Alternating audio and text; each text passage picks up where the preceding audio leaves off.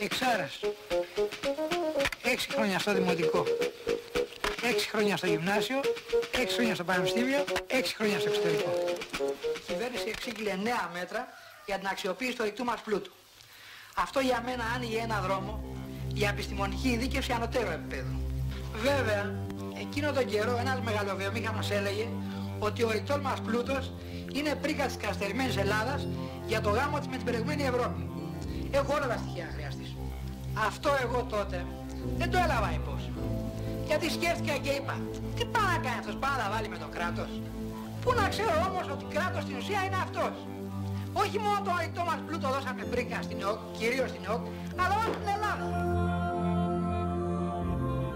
Της Αγίας, στο όνομα της Αγίας και Ομοουσίου και Αδιαιρέτου Τριάδος, να τηρώ το Σύνταγμα και τους νόμους και να υπηρετώ το γενικό συμφέρον του ελληνικού λαού.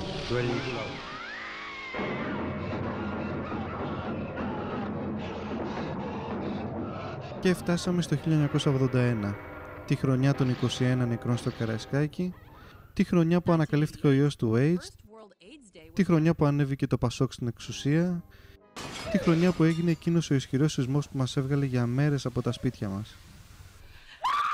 Δεν ξέρω αν όλα αυτά σας κάνουν προληπτικούς, αλλά τότε άρχισε να πωλείται το πρώτο PC.